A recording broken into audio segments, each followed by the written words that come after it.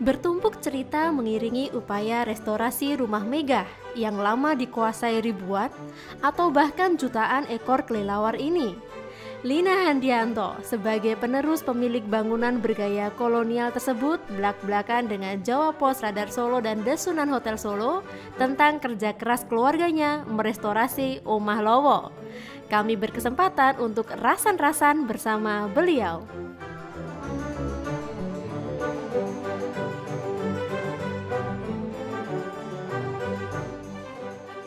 Selamat sore sahabat Sunan dan sahabat Radar. Dan hari ini kita akan ketemu di program perdana kita. Kalau saya mau ngobrolin itu namanya apa sih programnya? Nah, barusan tadi kita dapat sesuatu yang menurut saya ini keren banget nih kalau buat satu program baru. Namanya Rasan-Rasan Solo. Singkatannya apa sih? Radar dan Sunan. Nah, makanya kita singkat menjadi rasan-rasan. Tapi rasan-rasan itu juga punya satu makna yang beda loh. Bahwa kita lagi ngobrol, rileks tentang sesuatu hal. Dan hari ini kita ketemu dengan salah satu tokoh yang sangat inspiratif dari kota Solo. Yang tahun 2019 lalu membuka satu destinasi wisata kota Solo. Happening banget. Jadi hits di mana-mana. Dan hari ini kita berkesempatan untuk ngobrol-ngobrol dengan beliau. Tentu saja perempuan cantik dan hebat, Ibu Lina Handianto. Selamat sore Ibu. Selamat sore. Sehat Ibu? Sehat, selalu Aduh, semangat. Selalu semangat walaupun masih dalam masa yang memprihatinkan ya Bu. Karena Betul. pandemi masih berlangsung sampai dengan hari ini. Tapi tentu saja itu tidak akan membuat kita patah semangat.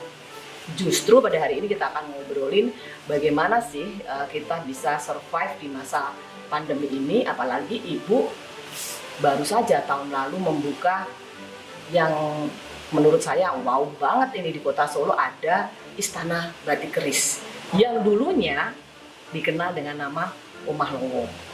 Saya akan ngobrol sejarah Omah Lowo.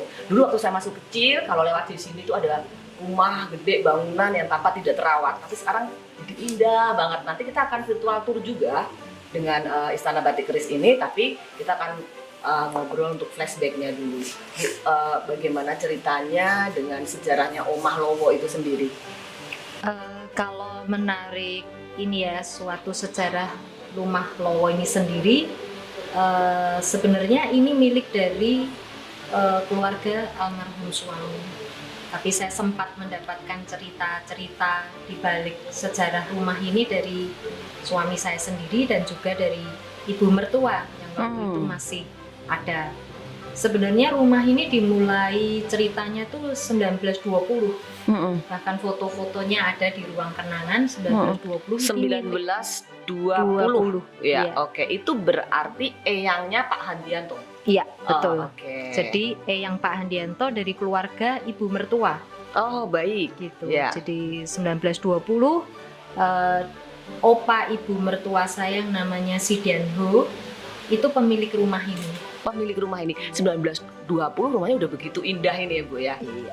Tempat tinggal ini. Tempat tinggal. Oh, tempat Jadi tinggal. kalau bisa dilihat di sini ada bangunan A dan di belakang ada bangunan B. yang buat kafe Yang buat kafe itu tersendiri. tersendiri. Dulu tidak nyambung oke. dengan ini, tapi itu juga merupakan rumah kuno, cuman tidak nyambung dengan tempat ini. Tempat ini terdiri dari dua bangunan. Yang kita duduk di sini ini tempat rumah tinggal. Oke. Lalu Ini yang- ruang tamu Bu ya dulu atau Ini ruang rasanya keluarga? ruang keluarga. Oke. Ruang keluarga, lalu di situ rasanya dapur karena di situ keramiknya tuh ada gambar-gambarnya buah. Nanti bisa dilihat buah-buahan, bunga. bunga. Ya, Ya, gambarannya mungkin zaman-zaman segitu itu ruangan apa digambarkan dari keramik-keramiknya ya. Iya. Ini terus rasanya ruang keluarga. Mm-mm. Terus kalau kita bayangkan yang di depan dua ini adalah lobi, di Lobbynya. mana mereka masuk dari pintu utama, lalu di situ berperan sebagai tempat untuk melepas sepatu, melepas jaket gitu, lalu masuk ke ruang keluarga. Lalu di situ ada dapur, yang di belakang itu adalah kamar-kamar tidur. Ada berapa kamar tidur Bu total di sini? ada 4 ya. Ada 4. Empat. Oke. 4, lalu di belakang ada teras. Mm-mm. Teras itu dipakai untuk ini, kalau ceritanya dari ini teras dan satu ruang yang ada itu lantai atasnya itu untuk kantor Oke. kerja dari Si Dianho. Lalu yang gedung B itu untuk tempat kerja. Oke. Dulu Si Dianho ini adalah perusahaan percetakan dan ini pabrik es. Gitu. Oke, itu dari 1920. Terus kemudian bagaimana ceritanya Ibu? Ini setelah lama pastinya mangkrak ya Bu ya? Mantap. Agak lama gitu, Hmm. belum direstorasi.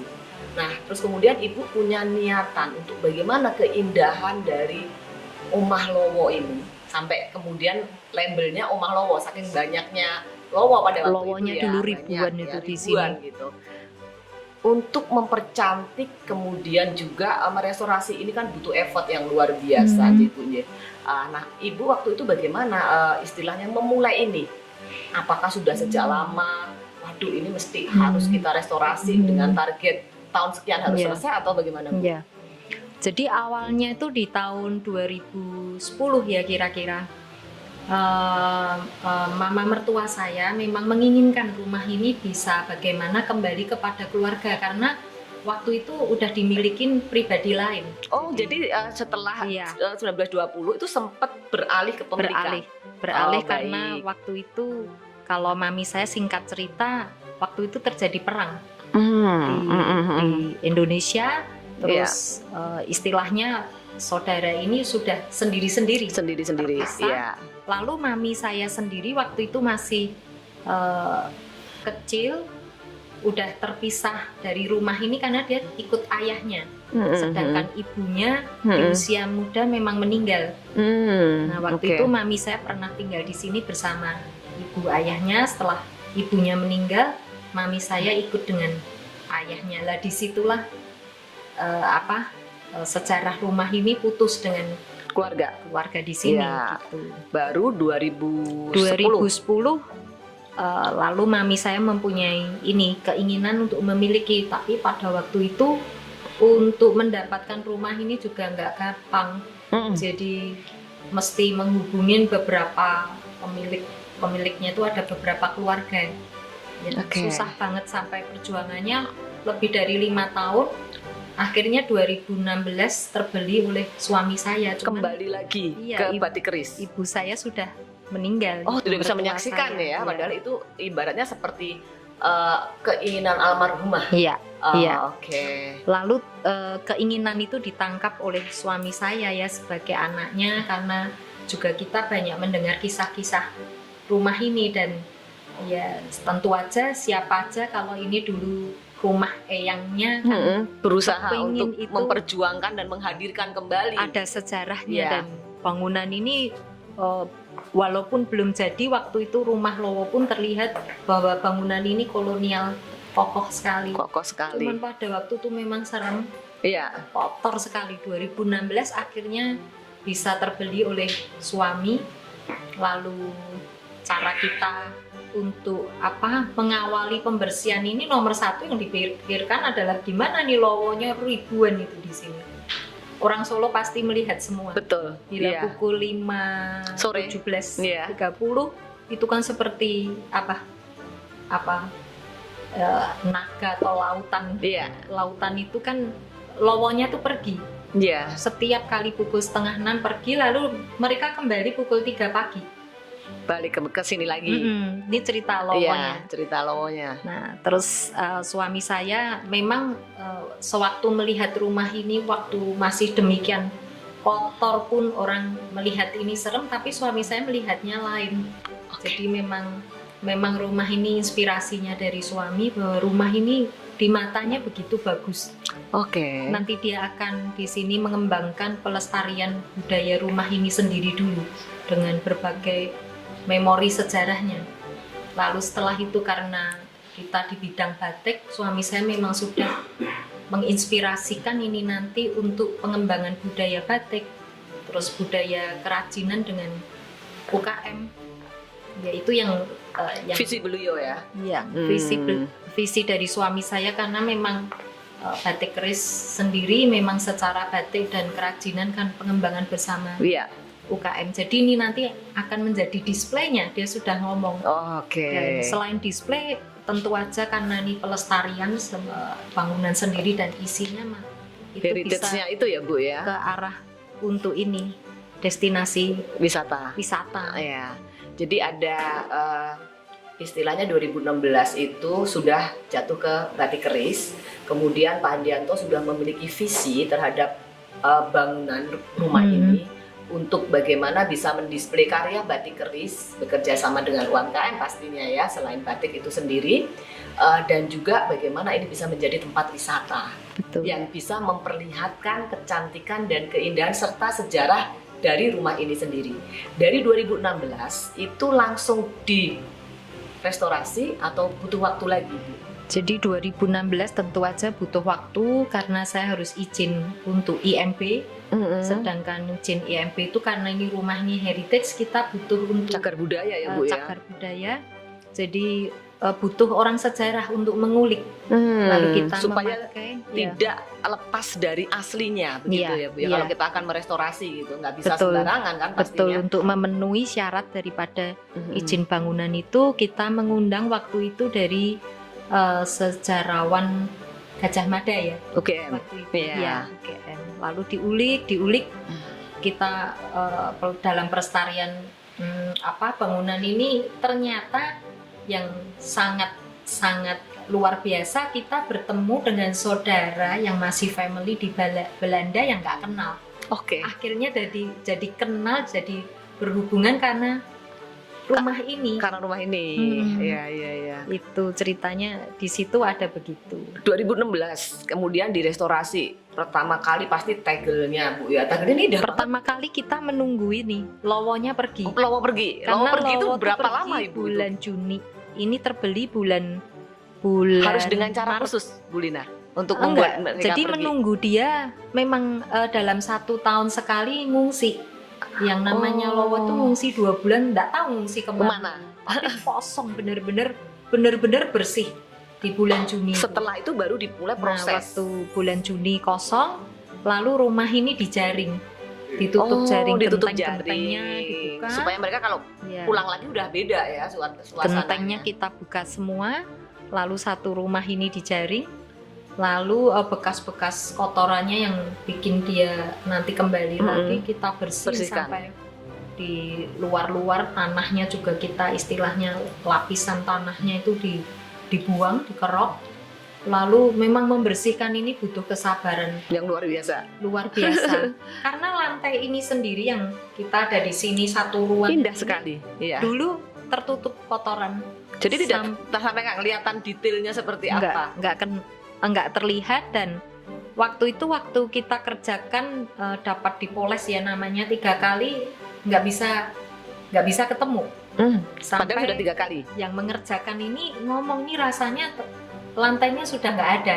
Oh, oke. Cuman pada waktu itu tetap keteguhannya suami, pasti ada lantai ini karena dibuktikan rata. Bangunan ini rata, nggak ada Nggak ada gelombangnya. godaannya. Akhirnya kita poles lagi sampai berapa kali, itu lama sekali kok, polesnya 6 kali 7 kali baru terlihat. Ketemu Setelah lantainya. dibuka, wah bagus sekali. Bahkan Oke. lantai ini karena tertutup oleh kotoran Lowo Lowo, tadi. Iya. malah ini masih tetap bagus dibandingkan dengan gedung B. Oh, Gedung yang B nggak ada nggak ada lowonya, lowonya. lantainya Tidak terlindungi jebrol malahan. Oh. Lantainya Oke. jebol semua. Yang di sini nih yang masih, dan bangunannya sendiri di sini juga masih kokoh.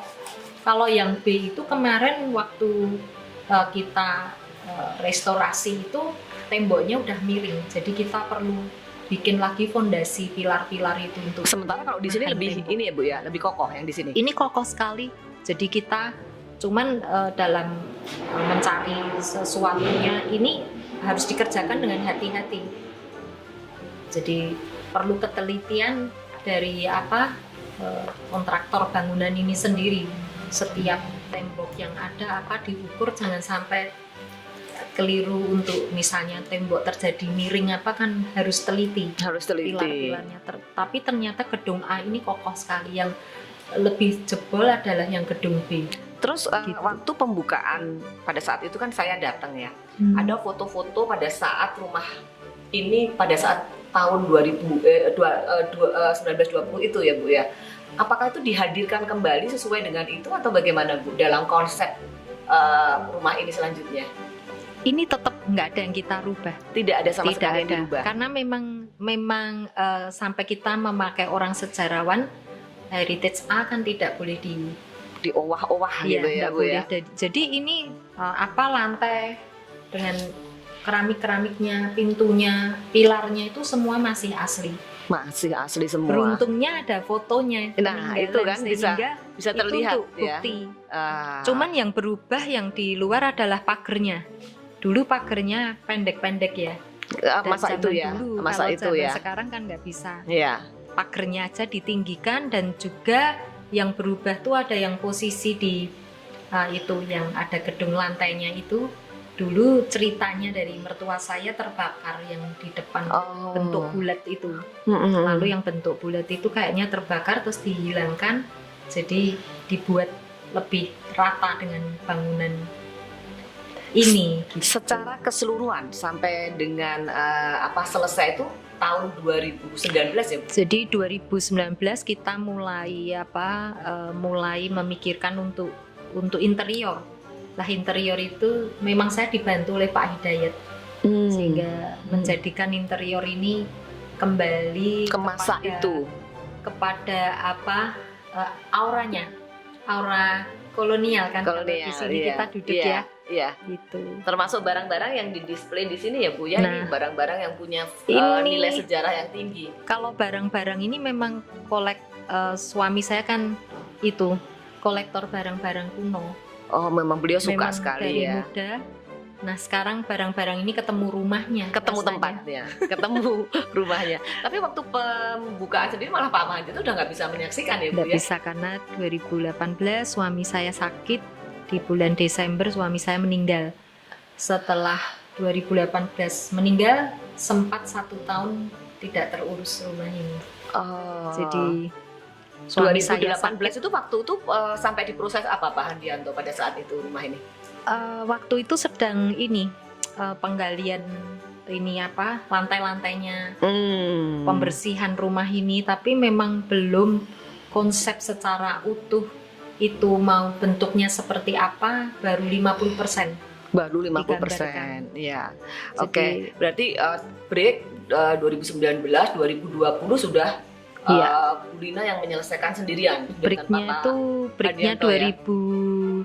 2017 ya, 2017 pada waktu ya. suami saya sakit di bulan September itu udah nggak terurus. Ya, karena Lalu fokus ke beliau ya. 18 suami saya Desember meninggal.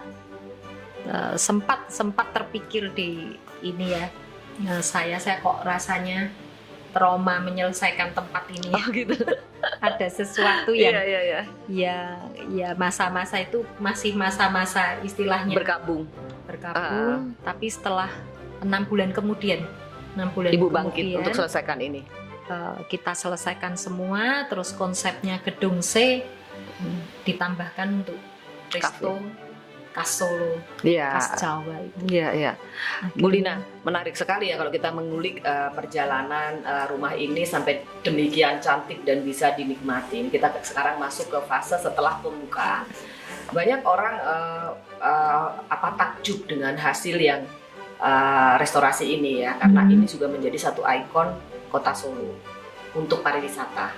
Banyak yang warga Solo juga yang penasaran. Dulu Omah Lowo dan kini sungguh berbeda. Nah, tapi ada satu hal yang tentu saja menurut saya juga cukup menarik, karena di sini kemudian ada heritage batik keris di sini. Yeah. Mulai dari ada kerajinan, kemudian ada juga toko ya Bu ya, yang orang juga bisa membeli. Kemudian konsep ketika orang masuk pun Ibu bisa jelaskan dari masuk berapa, apa sih yang harus dilakukan masyarakat ketika ingin berkunjung ke Istana Batik Keris ini. Ya. Mulai dari istilahnya harga mungkin atau apa sih fasilitas yang didapat gitu. Monggo. Ya awalnya memang konsep di sini suami saya kan untuk display budaya itu sendiri ya, pelestarian gedung ini dan budaya. Makanya pada waktu itu saya berpikir memang gedung A ini yang awalnya malah untuk toko, tapi saya pikir setelah menjadi bangunan ini lebih arahnya ini dijadikan galeri aja yang gedung A ini. Galeri yang di dalamnya kita bisa menikmati sesungguhnya daripada tema rumah ini sendiri. Kalau untuk toko mungkin jadi beda. Orang tidak bisa merasakan aura dari rumah ini. Tapi begitu dijadikan galeri sehingga orang tuh banyak orang yang ngomong ya setelah berkunjung rumah ini demikian bumi. Seperti dia duduk di sebuah suasana masa lalu. Nah, saya jadi kepikir pengen dandan yang pakai bajunya tuh kayak yang zaman noni yang Gatsby gitu kan. Nih sore-sore ya paling cantik banget kalau ada di depan itu gitu. Lalu di sini juga di beberapa bagian kita di ruangan-ruangan saya jadikan ruangan-ruangan untuk menyampaikan batik-batik dari produk batik keris yang istilahnya produk yang premium yang produk. bisa dilihat di tiap ruangan itu, sehingga tiap ruangan ini punya nama: ruang mulia, ruang sekar jagat, ruang keris, dan ruang kenangan. Kalau di tengah ini sendiri nama ruangnya ruang Liberty. Kita kembalikan pada masanya bahwa rumah ini namanya Villa Liberty. Itu dulu di situ di kacanya itu ada itu tulisannya. namanya Villa Liberty. Nggak banyak orang tahu dan baru hari ini saya tahu bahwa ini adalah dulu namanya Villa Liberty dan masih ada terukir di kaca situ ya. Masih terukir. Bisa nanti kita ambil gambarnya. Luar biasa sekali. Nah, kalau masuk sendiri tadi Bu, harus bayar berapa Bu kalau ke sini? Sebenarnya kalau masuk sendiri mesti membeli voucher 100.000. Tetapi pemikiran kita bukan berbayar karena dengan 100.000 itu bagaimana nanti pengunjung itu bisa ditukar untuk barang. Berarti Pembelian barang batik keris. membeli dulu. Jadi ini bukan berbayar, tetapi membeli produk dulu.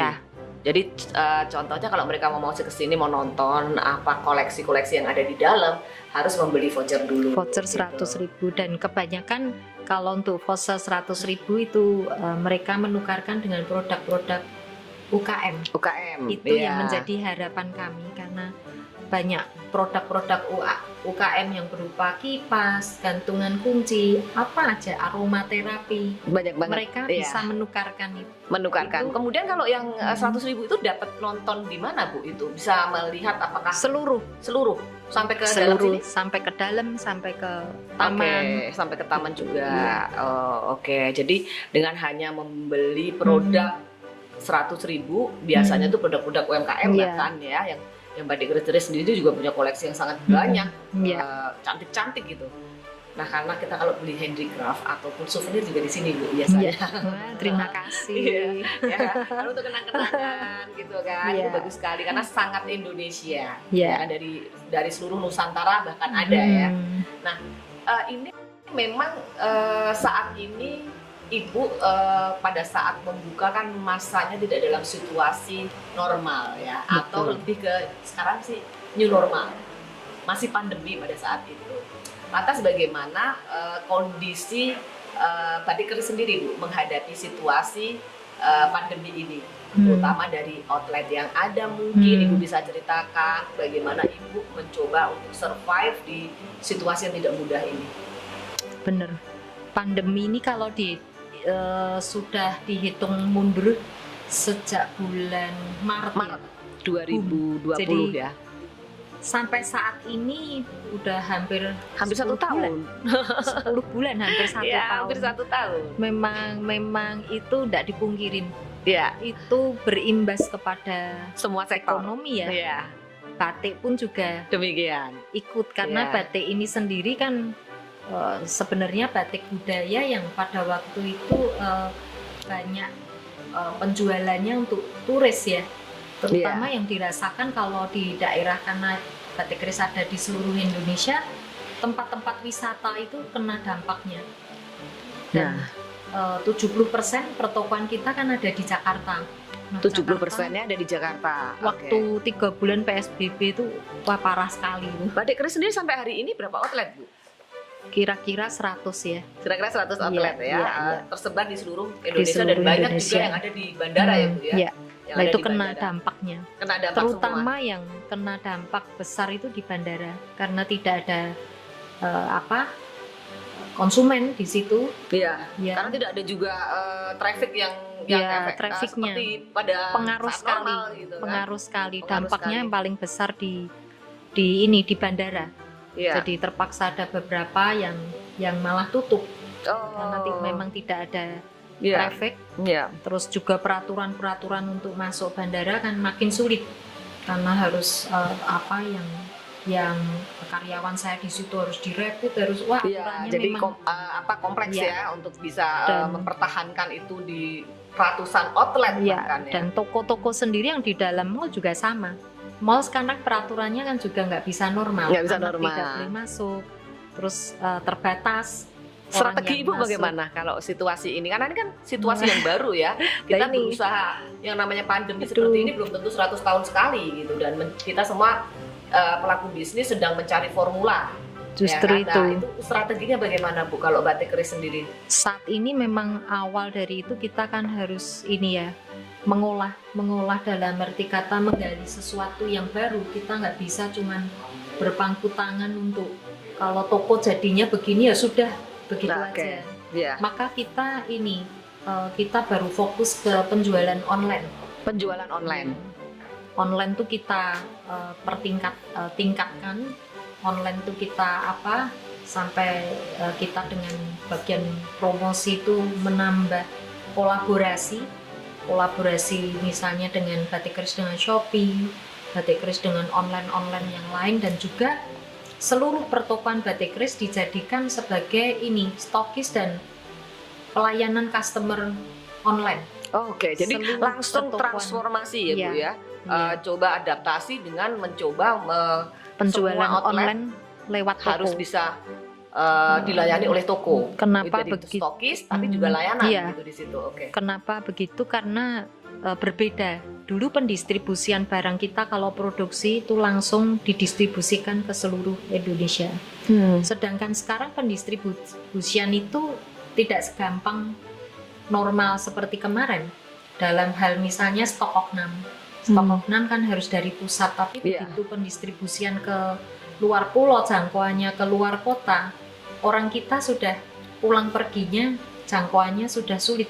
Harus swipe, harus Ya, mobilitasnya sudah Perjalanannya, dibatasi pokoknya kan sekarang. sulit sekali. Jadi maka itu harus digali penjualan online sehingga barang kita tetap ada di pusatnya di Solo, tetapi bisa Ada di didistribusikan ke masing-masing. seluruh Indonesia, dibantu oleh toko-toko yang tersebar di seluruh Indonesia. Ya, ada 70-an, seratusan ya Bu ya, Iya. ada seratusan itu Yaitu tadi. memang penyesuaian ini masih terus digali, terus memang nggak seperti biasanya. Akhirnya memang diakui dampak dari penjualan itu juga menurun. Iya, dampak penjualan menurun. Tetapi Bu, dengan mencoba online tadi, adakah progres Bu di situ? Ada Ada. sih progres, Iya. tapi ya kita harus bersabar. Harus Karena bersabar. progres itu kan terus diperbarui terus.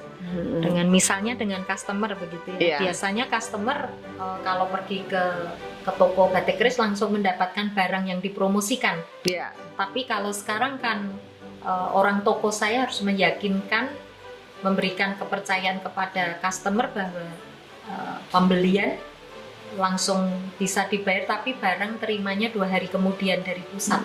Oke. Nah, itu harus memberikan edukasi. gimana caranya. Edukasi kepada pasar ya. Tapi Karena itu ini- ada terus lagi digali lagi. Jadi kita sekarang ke setiap toko batik keris mengirimkan sampel, hanya sampel yang per potongnya dia bisa memegang barang itu, melihat warnanya langsung, dan nanti barang akan dikirim. Itu pun kan meyakinkannya masih customer terimanya 50%. Oke. Gitu. Oh, ya. Jadi memang tidak mudah melihat situasi yang sekarang, tapi kita tidak boleh menyerah. Moralnya ada di situ ya, Bu, ya, harus tetap kreatif. Bu Lina sendiri sudah berapa lama sih, Bu, berkecimpung di bidang batik ini? Terjun sendiri. Kalau batik itu sejak kecil saya ini, karena orang tua saya itu kan itu juga ini batik rumahan gitu. Sejak kecil saya sudah tahu jenisnya batik, lalu saya juga membantu orang tua di pedagang batik. Waktu itu saya di Pasar Klewer. Jadi sudah bukan hal yang ini ya, Bu, ya, asing ya untuk bisa melihat ataupun memasarkan batik, bahkan dari level dari Pasar Klewer ya, Bu, ya. Itu Ibu udah berkecimpung pada saat itu dari kecil, dari usia kecil sampai sekarang. Terus saya setelah menikah ibu rumah tangga, tapi berapa tahun kemudian kan saya membantu Pak Andianto. Terjun sendiri, mengembangkan juga termasuk yang handicraft itu ya, Bu, ya, kerajinan. Iya. Terus batik keris sendiri setelah dipegang suami saya ini kan mengembangkan ke ini sejak tahun 90 ya, mengembangkan untuk bekerja sama dengan UKM dengan cara pembinaan dari pendampingan, kualitas. Jadi kita memang sudah memiliki banyak sekali UKM binaan. Nah, di masa pandemi ini yang agak gimana kasihan saya juga ya. Tapi kita ini sedang menggali sebuah online khusus untuk kerajinan UKM, di mana nanti online dari batik keris itu bisa UKM itu ikut serta jual melalui online-nya batik keris yang kita namakan nanti ini baru digali nih. Baru digali. Ya, online keris gallery. Oh, online keris gallery. UKM bisa mendisplaykan barangnya dan kita tawarkan melalui keris gallery. Ini sedang penataan, sedang membuat manajemennya. Itu butuh waktu ya. Iya. Tapi di situ kan sebuah kalau saya ngomong itu sebuah sesuatu yang harus digali, harus kreatif, harus sesuatu yang digali baru, tidak berdiam diri. Pasti nanti. Nah, Bu Lina, kita melihat bahwa batik keris menjadi kebanggaan Kota Solo ya. Bagaimana batik ini juga dengan desain yang menurut saya modern juga banyak, ya kan. Kemudian banyak perkantoran yang suka juga dengan model desain yang ada. Nah, ke depan apa sih, Bu, pengembangan lagi? Kalau saya dulu sempat nih, tapi nggak tahu bener atau ini, Bu, ya, ada snack batik keris juga, snack keris ya? Betul ya, Bu, ya. Setelah kerajinan, kemudian ada snack, tidak hanya batik aja. Ke depan akan seperti apa? Oh, kopi juga. Kenapa serba yang Indonesia, serba yang Nusantara ini kayaknya Ibu ini banget suka banget ya untuk bisa gali apa kekayaan baik kuliner ataupun wastra Nusantara ini. Karena itu inspirasi dari Pak Andianto almarhum. Jadi baik. itu tertular juga ke anak saya. Jadi almarhum Pak Andianto tuh memang bentuk rasa cintanya kepada Indonesia itu melalui mengembangkan budaya batik, budaya kerajinan, yang bahkan dia ini mencari UKM-nya sampai ke Mbayat, Gunung Kidul, ke daerah-daerah Bali, Kalimantan, itu digali semua. Lalu kalau dia sudah menemukan, lalu itu binaan, jadi bina di QC kualitasnya. Jadi nomor satu harus kualitas. Nomor satu adalah kualitas. Lalu dengan harga terjangkau. Dengan harga yang terjangkau. Dan pastinya ada satu hal ya, Bu, yang dalam menjalankan bisnis ini yang menjadi filosofi Ibu atau sesuatu yang mungkin menjadi nilai-nilai dari batik keris sendiri. Ibu bisa ceritakan supaya ini bisa menjadi inspirasi buat yang nonton program ini. Kalau tadi ngulang tadi ya, pengembangan dari batik keris ke makanan itu memang di samping orang pelestarian secara barang, tapi cita rasa itu kan Indonesia juga kaya. Jadi pada waktu itu almarhum suaminya menyampaikan, kebetulan anak saya Elvina itu memang dia menyukai pengembangan kuliner. Awalnya itu yang dikembangkan adalah kopi Indonesia. Kopi Indonesia. Kalau nanti bisa dilihat ya di resto sana, kopi dari daerah mana aja, dari Kalimantan, Surabaya, Sumatera, Jawa, ada semua. Lalu pengembangan kopi, pengembangan teh. Lalu anak saya terinspirasi oleh itu Pak Andianto mengembangkan makanan-makanan jadul.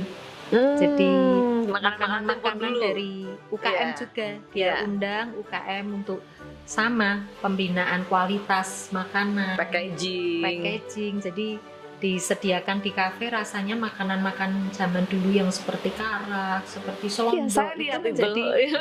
sesuatu gitu. Menjadi sesuatu dan itu pasti nilai tambah juga kan Bu? Iya, Nilai nah tambah sekarang juga. resto ini dikembangkan juga kuliner Jawa dan khas Solo. Kak Solo. Khas Solonya kita memakainya asli dari ini UKM-nya. Jadi kalau pagi mereka sudah masak, kita sediakan dapur di Iya. dekat ini Cemani sana. Mm-mm. Mereka memasak dengan higienis, dengan Mm-mm. ukuran-ukuran ini. Iya. Pembinaan akhirnya disediakan di resto ini. Oh, Nasi liwet, nasi sampai ke sana. campur, Jadi timlo. kata kuncinya adalah batik keris itu adalah ada inovasi, Iya. ya kan Bu? Selalu inovasi, Di kemudian cita rasa. diversifikasi terhadap produk pun juga dilakukan, Iya, termasuk iya. bagaimana tadi yang lebih menarik ada bagaimana mencintai Indonesia dari batiknya, wastranya, kemudian kulinernya, Iya. kerajinannya, Iya, itu iya. sangat Indonesia sekali. Iya. Bu Lina, kita rasanya kan sebelum menutup perbincangan mungkin akan ada yang closing statement yang disampaikan atau harapan Ibu yang mungkin saat ini belum kesampaian. Apa sih Bu yang pengen dilakukan lagi setelah Istana Batik Keris ini? Ya, setelah nanti makanya kita saat ini di masa pandemi justru bukan masa kita kecewa dengan apa yang ada, justru masa-masa ini masa pembenahan manajemen. Terus kita ini harus melakukan inovasi kreatif. Jadi seluruh pikiran dan daya kita itu digerakkan untuk menuju sesuatu yang baru. Ya, inspirasi nanti ke depan dengan adanya budaya yang bisa dikembangkan supaya budaya ini sendiri diterima ya oleh Masyarakat ya? masyarakat dan pengembangan dari UKM itu ikut ambil bagian sehingga memperkuat daripada nilai dari budaya itu sendiri sehingga melalui produk-produk Indonesia sendiri terpakai oleh masyarakat sendiri itu kuat marketnya. Ya, salah satu strategi yang dikembangkan Batik Keris juga adalah strategi kolaborasi. Nah, Bu Lina, di masa pandemi ini rasanya kita tidak cukup hanya berinovasi atau beradaptasi, tapi juga ada satu kata kunci, yaitu berkolaborasi. Kolaborasi apa aja yang sudah dikembangkan oleh Batik Keris hari ini? Inginnya dengan berdirinya ini bangunan yang indah ini, yang nomor satu saya kepingin menjadi destinasi pariwisata. Itu juga membuat inspirasi bagaimana saya nanti bisa berkolaborasi dengan berbagai pihak yang ada hubungannya dengan pariwisata dan budaya. Lalu kolaborasi yang sudah kita lakukan saat ini yang kemarin pembukaan dilakukan, kita kolaborasi melalui batik dengan itu Gusti Pondra, di mana Gusti Pondra itu juga multi talent, seorang seni tari tapi juga ternyata seni di bidang batiknya itu membuat sesuatu yang unik, yang unik dalam arti kata berbeda dengan batik keris yang biasanya motifnya mempunyai tema yang ini menjadi sesuatu yang lebih wow lagi beda. Ya dari Istana Mangkunegaran ya Pak Gusti Pondra ya. Iya, banyak motif-motif yang bertemakan keraton ya. Ya, itu. oke. Lalu juga kita berkolaborasi dengan desainer Indonesia, dengan Mas Jongko, dengan Mas Ferry Sunarto, dengan Mas Priyo Octaviano. Itu kita olah. Jadi nanti bisa dilihat di ruangan-ruangan tersebut batik-batik kita berkolaborasi dengan desainer Indonesia, menambah wacana daripada model yang modern tapi tidak meninggalkan akar tradisi itu sendiri, khasnya batik Indonesia. Lalu kita juga di samping batik, lalu kerajinan kuliner kita sudah beberapa waktu mengembangkan musik Indonesia. Dan musik Indonesia sendiri itu diambil dari musik-musik tempo dulu, musik-musik perjuangan, dan kita menghubungi langsung dari pencipta lagunya, lalu digubah menjadi sebuah lagu yang lebih istilahnya keren ya di masa sekarang. Kita sudah menghasilkan kira-kira 5 lagu ya, bertema perjuangan, anak, terus nostalgia, musik klasik. Itu yang diperuntukkan untuk customer, diberikan secara free dengan sejumlah pembelanjaan. Oh, aduh, luar biasa sekali, sampai ke Iya. musik juga ya. Iya. Yang belum kesampaian, Bu Lina, apa ini yang belum kesampaian? Ingin kita kesananya. pengen banget gitu kan, kita harus punya dream ya Bu ya, harus punya mimpi supaya kita punya semangat dalam menjalani hidup ini. Iya, mimpinya waktu itu ingin juga punya sebuah, karena ini musik itu sedang digodok, ingin mempunyai sebuah bukan hanya studio seperti sebuah tempat untuk Pagelaran musik mungkin? menyampaikan seni. Oh, Jadi oke. pagelaran musik, pagelaran Budaya? tari, ingin kesananya Sampai ke sana ya Bu ya. Nah, nanti bulan Februari sendiri kita ini juga sedang berkolaborasi dengan beberapa pencipta lagu. Nanti kita akan meluncing di bulan Februari sebuah CD dari temanya, Senandung Hati untuk Negeri. Senandung hati untuk negeri. Semuanya bingkainya adalah cinta tanah air. Kalau Betul. saya lihat ya. Betul. Jadi nasionalisme itu bisa diterjemahkan dalam banyak hal.